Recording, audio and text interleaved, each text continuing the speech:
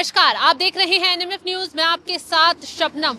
पाकिस्तान में इस वक्त बहुत ज्यादा खलबली मची हुई है क्योंकि भारत में प्रधानमंत्री मोदी लगातार एक्शन प्लान में जुटे हुए हैं। सेना अध्यक्ष श्रीनगर पहुंच चुके हैं और ऐसे में पाकिस्तान को डर सता रहा है कि अब कुछ बड़ा होने वाला है। इसी बीच एक फोटो वायरल हो रही है पाकिस्तान से। इस फोटो में पाकिस्तान के प्रधानमंत्री शहबाज शरीफ बैठे हुए हैं, सेना अध्यक्ष असीम मुनीर बैठे हुए हैं और एक और व्यक्ति बैठे हुए हैं। लेकिन दिलचस्प बात यह है कि असीम मुनीर को बिल्कुल साइड किया गया है इस फोटो में और जो दूसरा व्यक्ति है उससे शहबाज शरीफ लगातार बात करते हुए दिखाई दे रहे हैं, जिससे कयास लगाए जा रहे हैं कि सेना अध्यक्ष को जो है पाकिस्तान के प्रधानमंत्री अब दरकिनार करने वाले हैं। तो इस पर चर्चा के लिए मेरे साथ मेरे सहयोगी हैं अभिषेक पुंडीर। अभिषेक, ये जो पाकिस्तान से तस्वीर सामने आई है, जो सेना अध्यक्ष थे वो लगातार गीदड़ भौंकी दिखा रहे थे, लेकिन पाकिस्तान के प्रधानमंत्री तो लगता है उन्हीं की गीदड़ भौंकी निकाल रहे हैं। देखिए, असीम मुनीर का भी हाल आप देखिएगा कि परवेज मुशर्रफ वाला होना है।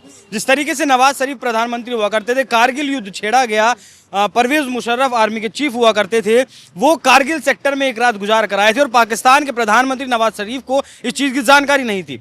जब कारगिल युद्ध खत्म हुआ, भारत ने खदेड़ा पाकिस्तानी सेना को। उसके बाद जो बातचीत हुई या फिर उसके बाद जो समझौता दोनों देशों के बीच हुआ, उसमें माना था नवाज शरीफ ने कि हाँ, परवेज मुशर्रफ की ये चाल थी और मुझे इसके बारे में पता नहीं था। तो डिक्टेटरशिप जो है सेना की पाकिस्तान में कोई नई बात नहीं है। उसके बाद आपने देखा परवेज मुशर्रफ का क्या कुछ हाल हुआ।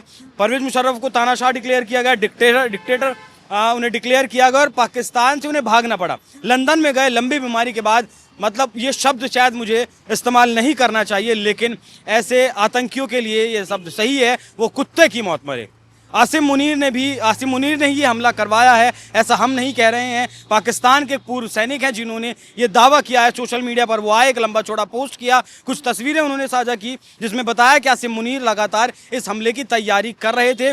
लगातार ट्रेनिंग वहाँ जो आतंकी हैं उन्हें ट्रेनिंग करवा रहे थे लश्कर तैयबा, और उसका चेहरा बनाकर टीआरएफ ने ये हमला किया है। जैसे कि आसिम मुनीर का तुम नाम लिया आपने कि वो हमले के लिए जिम्मेदार हैं, ऐसा पाकिस्तान की तरफ से दावा किया जा रहा है। लेकिन आसिम मुनीर का एक बयान भी वायरल हुआ था हमले से चंद दिनों पहले, जो धर्म को लेकर वो पाठ पढ़ाते हुए नजर आ रहे थे। तो कहीं ना कहीं आसिम मुनीर की वजह से कहा जा रहा है कि आतंकी हमला तो हुआ, अब पाकिस्तान को समझ आ रहा है कि आसिम मुनीर जो है वो पाकिस्तान के लिए तबाही बनते हुए नजर आ रहे हैं। इसे मैं दर्शकों को एक एग्जाम्पल के साथ समझाता हूँ।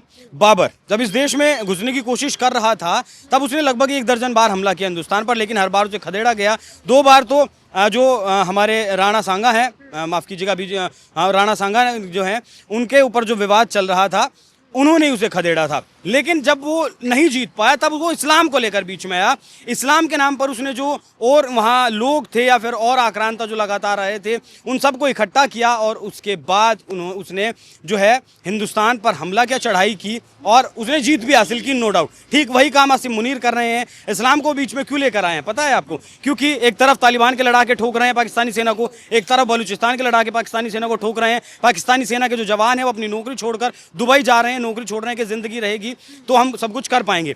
वहीं दूसरी तरफ आसिम मुनीर चाहते हैं कि अपनी सेना का मनोबल बढ़ाया जाए। आसिम मुनीर सच में शबनम एक छोटा सा युद्ध चाहते हैं भारत के साथ, जिससे कि वो अपने देश को इकट्ठा कर सकें। जो खैबर पख्तूनख्वा का इलाका अलग होने की मांग कर रहा है, वो जुड़े देशभक्ति के नाम पर। बलूचिस्तान का जो इलाका अलग होने की नाम कर रहा है, अलग होने की बात कर रहा है, वो जुड़े देशभक्ति के नाम पर। तो वो आसिम मुनीर चाहते हैं एक युद्ध हो जाए भारत के साथ। लेकिन ये जो युद्ध होगा, ये जो भारत का जवाब होगा इस बार, वो पाकिस्तान को कितना भारी पड़ने वाला है, इसका अंदाजा भारत को पाकिस्तान को नहीं है। क्योंकि INS विक्रांत पानी में उतर चुका है, 18 फाइटर जेट्स वहाँ तैयार हैं, ब्रह्मोस मिसाइलें तैयार हैं, रफेल लगातार हमारा जो है वो ड्रिल कर रहा है। और पाकिस्तान की जो सेना है वो 22 तारीख के बाद शबनम सो नहीं पाई है। बिल्कुल, तो सही कहा। वो जो तीसरे नंबर पर कुर्सी वाली बात थी, जो मेन बात थी, वो रह गई। आसिम मुनीर को अब लगातार शहबाज शरीफ, जिनके बारे में कहा जाता है कि आसिम मुनीर की गाड़ी का दरवाज़ा भी खोलते हुए शहबाज शरीफ को देखा गया। पपेट एक तरीके से प्रधानमंत्री शहबाज शरीफ हैं, वो अब उन्हें साइड इसलिए करना चाहते हैं क्योंकि पाकिस्तान जंग मोल नहीं ले सकता। पाकिस्तान उस हालात में नहीं है कि हिंदुस्तान से वो जंग करे, और जीतना तो खैर उसके पुश्तों ने नहीं सीखा। बिल्कुल सही कहा अभिषेक आपने। तो जिस तरीके से पाकिस्तान के लिए असीम मुनीर मुसीबत बनते हुए नजर आ रहे हैं, तो ऐसे में शहबाज शरीफ और सेना के बीच में बगावत शुरू हो गई है और शहबाज शरीफ ने अब असीम मुनीर को ही साइडलाइन करने की तैयारी कर ली है। ये तस्वीर ये बयां कर रही है, तमाम लोग सोशल मीडिया पर ऐसा बोल रहे हैं, इस तस्वीर पर कमेंट करते हुए कि अब शहबाज शरीफ जो हैं वो असीम मुनीर के साथ बगावत कर उन्हें साइडलाइन करेंगे और उनका देश निकाला किया जाएगा। अब देखने वाली बात होगी कि कैसे ये आतंकी हमला खुद पाकिस्तान में ही गृह युद्ध करवाता है और पाकिस्तान के हालात अपने आप बिखर जाते हैं। फिलहाल आपको क्या लगता है, क्या असीम मुनीर पर शहबाज शरीफ एक्शन लेंगे? कमेंट कर अपनी राय जरूर बताएं और तमाम खबरों की अपडेट के लिए आप जुड़े रहें एनएमएफ न्यूज के साथ। नमस्कार।